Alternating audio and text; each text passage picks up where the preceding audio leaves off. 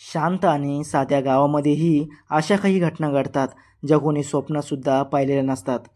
प्रेम, आसक्ती आणि गुपितांनी भरलेली एक अशीच कथा. लातूरच्या एका शांत गावात सुमन आणि संजय यांचं गुप्त प्रेम फुलत होतं.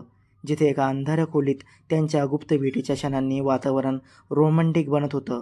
सुमनला तिच्या नवऱ्याकडून जिव्हाळा, प्रेम आणि ऊब मिळत नव्हती, पण संजयच्या मिठीत तिला खरी खुशी, जवळीक आणि समाधान मिळायचं. त्या रात्री त्यांच्या गुपित भेटीच्या क्षणांनी त्या खोलीत एक वेगळी जादू आली आणि अनोखा थरार निर्माण झाला होता. पण गुप्त प्रेमकथा नेहमी चिरकाल गुपित राहत नाही, कारण या आनंदी क्षणांची सुरुवात लवकरच एका भयानक शोकांतिकेत बदलणार होती. ही आहे सुमन आणि रमेशची कहाणी, ज्याने संपूर्ण महाराष्ट्र हादरला. लातूर जिल्ह्यातील निलंगा तालुक्यातलं एक छोटंसं गाव. इथे सगळे एकमेकांना चांगले ओळखत. या गावात राहत होतं एक साधं जोडपं, रमेश आणि सुमन.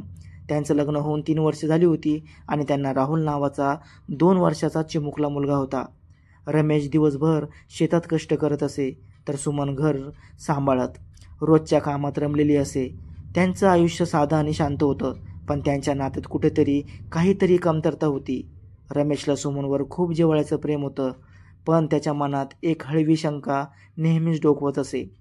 सुमन गावातल्या एका तरुणाशी, संजयशी जास्त बोलते की काय? गावात राहणारा संजय एक मेहनती तरुण. तो सुमनच्या घराजवळच्या शेतात काम करायचा. त्याचं आणि सुमनचं हलकंसं बोलणं रमेशच्या डोळ्यात खुपायचं. गावातल्या काही लोकांनी रमेशच्या कानावर कुजबूज टाकली, अरे सुमन आणि संजयमध्ये काहीतरी आहे बरं का. ही वाक्य ऐकून रमेशच्या मनात संशयाचा किडा जन्माला आला. तो हळूहळू सुमनवर लक्ष ठेवू लागला. तिचं प्रत्येक पाऊल, प्रत्येक शब्द आता त्याला संशयास्पद वाटू लागलं.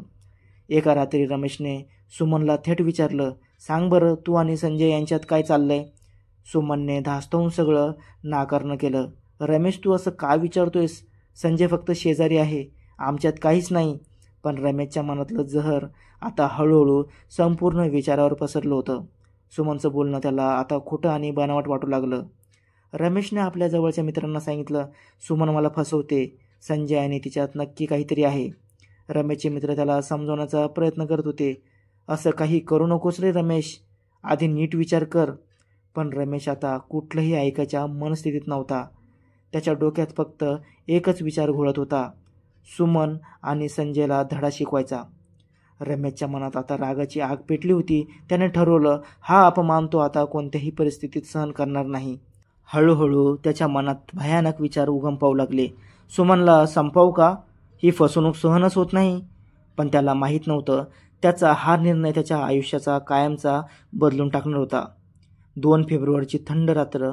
सुमन आणि तिचा चिमुकला मुलगा राहुल घरात शांत झोपले होते. रमेश कामावरून उशिरा घरी आला. त्याच्या डोक्यात अजूनही रागाचा ज्वालामुखी धगधगत होता. त्याने सुमनला झोपेतून उठवलं. सांग बरं, तू मला का फसवलंस? संजयसोबत तुझं काय चाललंय? सुमन घाबरून रडत नकार देत म्हणाली, रमेश, माझ्यावर विश्वास ठेव, मी तुझीच आहे, मी काही चूक केलेली नाही. पण रमेशच्या कानावर आता काहीच पडत नव्हतं. त्याच्या डोळ्यात फक्त राग आणि संशयाचा काळोख भरला होता. त्या अविवेकी रागाने त्याने सुमनवर हल्ला केला. सुमन तिथेच शांत झाली. त्या क्रूर कृतीचा साक्षीदार होता फक्त त्यांचा 2 वर्षाचा मुलगा राहुल. सुमनने शेवटचा श्वास घेतला आणि त्या घरात मृत्यूची भेसूर शांतता पसरली. हत्येनंतर रमेश घराबाहेर पडला. त्याचं मन आता भय आणि पश्चातापाच्या जाळ्यात अडकलं होतं. त्याला हळूहळू कळू लागलं की या अत्यंत भयानक कृत्याची सजा त्याला आता नक्कीच भोगावी लागणार आहे. सकाळी चिमुकला राहुल घराबाहेर रडत आला. त्याच्या डोळ्यात भीती आणि भूकंपासारखी वेदना होती. शेजारच्यांनी हे पाहिलं. ते घाबरले आणि घरात जाऊन जे दृश्य पाहिलं त्यांचा थरकाप उडाला. ताबडतोब त्यांनी पोलिसांना कळवलं. लातूर पोलिसांनी घटनास्थळ गाठलं आणि सुमनचा मृतदेह ताब्यात घेतला. गावभर एकच खळबळ उडाली. गावकरी एकमेकात कुजबुजू लागले, अरे देवा, हे काय झालं? आपल्या गावात पोलिसांनी तपास सुरू केला. त्यांना लवकरच कळलं की रमेश आणि सुमन यांच्यात सतत भांडण व्हायची. गावकऱ्यांनी पोलिसांना सांगितलं, रमेशला सुमन आणि संजय यांच्यातील कथित संबंधाचा संशय होता. पोलिसांनी रमेशला पकडण्यासाठी संपूर्ण गावात आणि परिसरात शोध मोहीम सुरू केली. 2 दिवसांनी त्यांनी गावाबाहेरच्या सुनसान जागेत रमेशला पकडलं. सुरुवातीला रमेशने गुन्हा नाकारला, पण पोलिसांच्या कडक चौकशीत तो तुटला. त्याने कबूल केलं, संशयाच्या रागात मीच माझ्या सुमनला संपवलं. सुमनच्या हत्येने संपूर्ण गाव हादरलं. कोणी रमेशला दोषी दिला तर कोणी म्हणालं गावातल्या अफवा आणि कुजबूज यांनीच हे सगळं घडलं. संजयनेही सर्वांसमोर स्पष्ट केलं, माझं आणि सुमनचं काहीच नव्हतं, सगळं फक्त गैरसमज होतं. पण आता सत्य समोर येण्यासाठी खूप उशीर झाला होता. सुमनचा चिमुकला मुलगा राहुल आता त्याच्या आजोबाकडे राहायला गेला. त्याच्या डोळ्यातली भीती आणि दुःख गावकऱ्यांच्या मनाला हळहळून टाकलं होतं. गावात चर्चा सुरू झाली. संशय आणि चुकीच्या समजुती किती भयानक आणि घातक ठरू शकतात. रमेशला कोर्टात हजर करण्यात आलं. पुरावे, साक्षीदार आणि त्याची स्वतःची कबुली यामुळे कोर्टाने त्याला दोषी ठरवलं. त्याला जन्मठेपेची शिक्षा सुनावण्यात आली.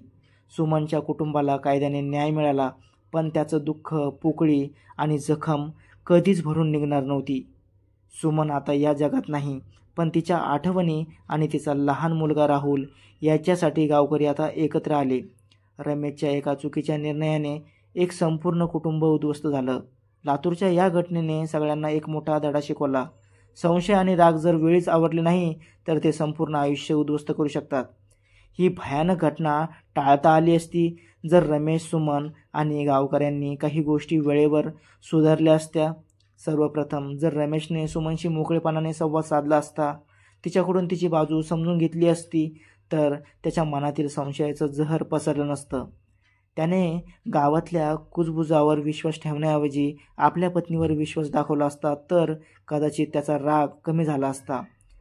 दुसरं म्हणजे सुमननेही जर रमेशच्या मनात काय चाललं हे लक्षात घेऊन त्याला विश्वासात घेतलं असतं किंवा संजयशी असलेलं तिचं साधं बोलणं कमी केलं असतं तर गावातल्या चुकीच्या गप्पांना आडवा बसला असता. गावकऱ्यांनीही जबाबदारीने वागायला हवं होतं. रमेशच्या कानावर खोट्या गोष्टी टाकण्याऐवजी त्याला समजवण्याचा प्रयत्न केला असता तर कदाचित हे संशयाचं वादळ निर्माणच झालं नसतं. तसंच रमेशनेही आपल्या रागावर नियंत्रण ठेवण्यासाठी कोणाची तरी मदत घेतली असती, मित्र, कुटुंबीय किंवा समुपदेशकांची, तर त्याचं मन शांत राहिलं असतं आणि हा विनाशकाळ टाळला असता. शेवटी आपल्या समाजानेही एक धडा घ्यायला हवा. अनैतिक संबंधाच्या गप्पा पसरण्याऐवजी नात्यामध्ये विश्वास, संवाद आणि समजूतदारपणाला प्रोत्साहन द्यायला हवं. जर या सगळ्या गोष्टी वेळेत झाल्या असत्या तर सुमन आजही जिवंत असती आणि राहुलला त्याच्या आईचा उबदार आधार मिळाला असता. ही कहाणी आपल्याला सांगते की संवाद, विश्वास आणि संयम यांच्या अभावातून निर्माण होणाऱ्या शोकांतिका टाळण्यासाठी आपण सतर्क राहायला हवं. ही घटना आपल्याला सांगते विश्वास हा कोणत्याही नात्याचा पाया असतो.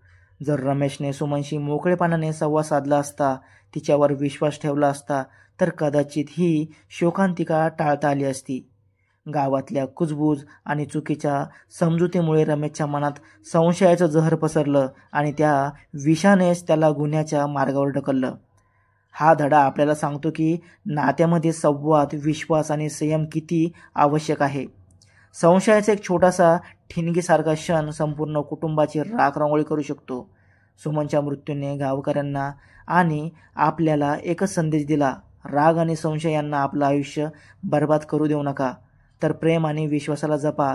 कारण जर आपण प्रेम, विश्वास आणि संयम जपला नाही तर शेवटी होत्याचं नव्हतं होतं आणि आपण फक्त एवढंच म्हणू शकतो. मित्रांनो, आजच्या घटनाबद्दल तुमचं काय मत आहे कमेंट बॉक्समध्ये नक्की सांगा आणि आपल्या चॅनलवर नवीन असाल तर चॅनलला सबस्क्राईब करा. धन्यवाद.